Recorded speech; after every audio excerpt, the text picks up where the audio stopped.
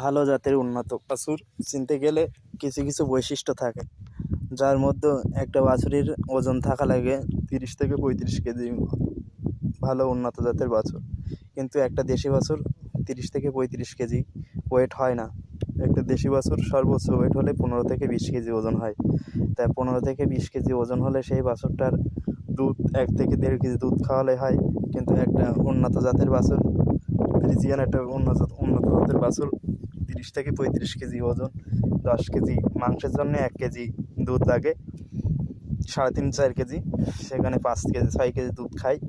একটা ফ্রিজিয়ান বাছুরের ওয়েট সর্বনিম্ন মানে দেখলেই বোঝা যায় যে এই বাছুরটা মনে হয় তো বেশ কয়েকদিন হয়েছে, কিন্তু সেই বাছুরটার হিসাব দেখে বুঝতে হয় পিঠ কেমন চওড়া, তার নাভি কেমন, পিছনের ওলান কেমন, প্রথম থেকেই বোঝা যায় যে এই বাছুরটা উন্নত জাতের।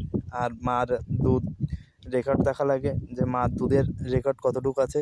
যদি মার দুধের রেকর্ড 30 থেকে 25-30 কেজি দুধের রেকর্ড হয়, তাহলে বাছুর উন্নত জাতের, একটু কম হলেও সমস্যা না, বাছুরের দুধ হবে আশা করা যায়।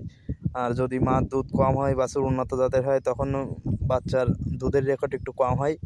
তাই সবাইকে বলবো যে উন্নত জাতের বাছুর খুঁজতে গেলে আগে মার দুধের রেকর্ড শুনতে হবে, মার দুধ কতটুকু হতো, মার দুধের কোয়ালিটি কেমন, সুন্দরভাবে দেখে শুনে তাই একটা বাছুর কিনতে হবে। একটা বাছুর চাইলেই যে এই বাছুরটা রঙে চঙে ভালো, দেশির পেটে অনেক সময় সাদা কালো বাছুর হয়, সেটা ফ্রিজিয়ান, কিন্তু সেটা তো দেশির পেটে, সেই বাছুরটা আহামরি বড় হবে না, সেই বাছুরটার দুধের রেকর্ড খুব বেশি ভালো হবে না।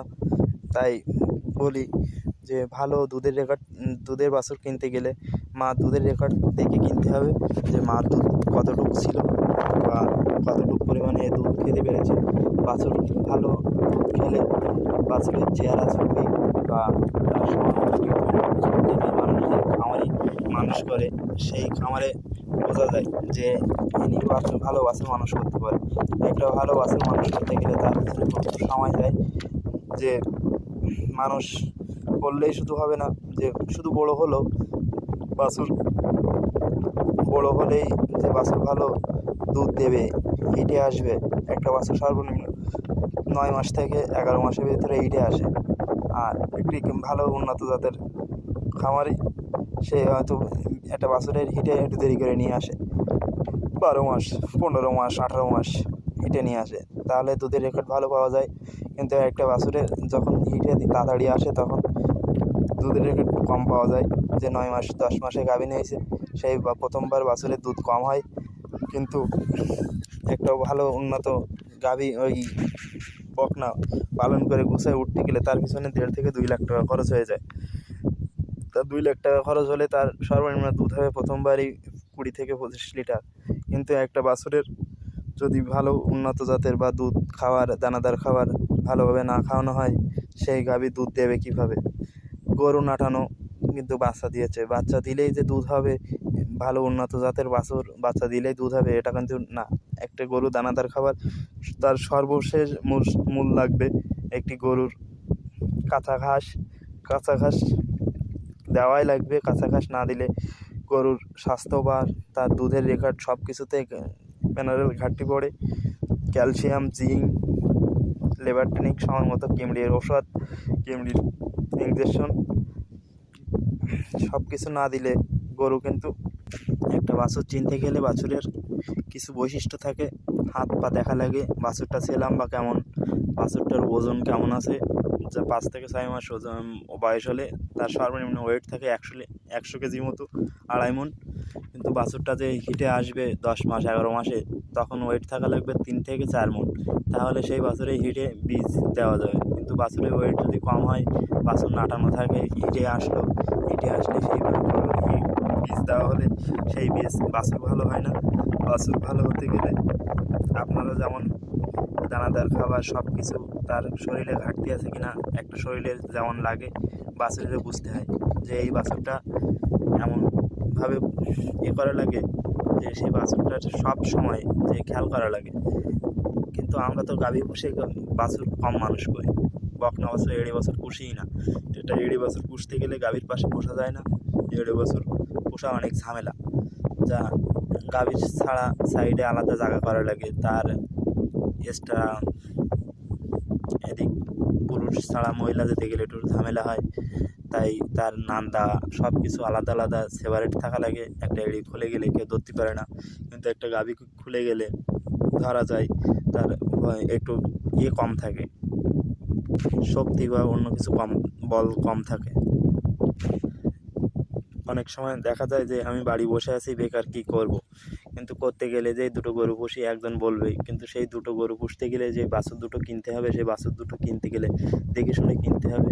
যে স্বাভাবিকভাবে যে বাছুরেই কিনলেই যে আমার এটা গাভী হবে, গাভী হলে দুধ দেবে, মেলা দুধ দেবে, সেটা কিন্তু না। গাভী চিনতে হবে, বাছুর চেনার পরে তাই গাভী কিনতে হবে, বকনা কিনতে হবে। বকনা কিনলে তাহলে আপনি সাফল্য হতে পারবেন। একটি খামারে যে পরিমাণ খরচ আছে সেই পরিমাণ লাভও আছে। একটি বাছুর গাভী করতে পারলে 3 লক্ষ 3.5 লক্ষ টাকা বিক্রি হয়, কিন্তু একটি গাভী করা পর্যন্ত 2 লাখ টাকা মতো খরচ হয়। 2 লাখ 10-20 হাজার টাকা খরচ হয়, কিন্তু 2 লাখ 10-20 হাজার টাকা ওই যে আমার 1.5 লক্ষ টাকা লাভ হচ্ছে, এই হিসাব করে যে আমি খামার করব, খামার করতে গেলেই যে খামারে সফল হব সেটা না। এর মধ্যে কিছু ভ্যাকসিন আছে, ভ্যাকসিনগুলোও দেওয়া লাগবে প্রতি 6 মাস অন্তর অন্তর। খোরা রোগের ভ্যাকসিন দেওয়া লাগবে, এফএমডি যেটা বক্স, গোটা বক্স বলে, গোটা বক্সের বছরে একবার। এই দুটো তড়কা আছে, বাদলা আছে, এগুলো একটু কম দিলে হয়, কিন্তু এই দুটো মাছবি দেওয়াই লাগবে। এই দুটো আক্রান্ত আমাদের এলাকায় বেশি, তাই আমরা এই দুটো একটু সব সময় দিই। আর তড়কা বছরে দিলে সময় ফেলে দিলাম, না হলে খুব বেশি দেওয়া হয় না। তাই গোয়ালের জন্য ঠান্ডা পরিবেশ থাকে, পরিবেশটাও সুন্দর রাখা লাগবে, উপরে ফ্যান থাকা লাগবে, মোটর থাকা, ভালো মোটর থাকা লাগবে। যে গরু কিনলেই যে গরু ভালো হবে সেটা তো কোনো কথা না। গরু কিনে তার পিছনে সময় দেওয়া লাগবে, গোয়ালের পরিষ্কার পরিচ্ছন্ন সব সময় তার পিছনে খাটনি কাজ করা থাকা লাগবেই। যে যেভাবেই পারবেন না কেন ভেবে চিন্তেই করবেন, যে বসে না থেকে কিছু না কিছু তো করাই লাগবে। তাই বেকারত্ব জীবন কাটানোর জন্য আপনি যে খামারই করেন, ব্রয়লার মুরগি করেন, গরুর ফার্ম করেন, যে ফার্মই করেন না কেন, ফার্ম করতে গেলে তার পিছনে প্রচুর পরিমাণ সময় দেওয়া লাগে। তাই বলবো যে বসে না থাকে কিছু না কিছু করেন, যে সেটা আপনার আজকে হয়তো বেকারত্ব জীবন, কিন্তু 2 দিন পরে, 2-1 বছর পরে আপনার বেকারত্ব থাকবে না। তখন এই আশেপাশে বাইরের লোক কেউ কিছু বললেও যায় আসে না, যে তখন তো আর বেকারত্ব বলবে না, তখন বলবে সে একজন সফল খামারি। কিন্তু প্রথম খামার করতে গেলে অনেকে অনেক কিছু বলবে, তুই কে পারবি, এই অনেকে আমাকে অনেকেই অনেক কিছু বলে, যে এই গোবর ফেলানো, এই কাজ, এত নোংরা কাজ কীভাবে করি। আমি বলি এটা নোংরা কাজ না, এটা আমার কাছে সবথেকে ভালো কাজ। যে কাজটা করলে নিজের কাজ, যদি কেউ কিছু বলে সেটা কান দিই না। যে গোবর ফেলানো, গরু স্নান করানো, এই অনেকে অনেক কিছু, গরু দোয়ানো, অনেকে অনেক কিছু বলে, এত নোংরা কাজ করে পারা যায়, কিন্তু সেটা তো আমার কাছে মনে হয় না।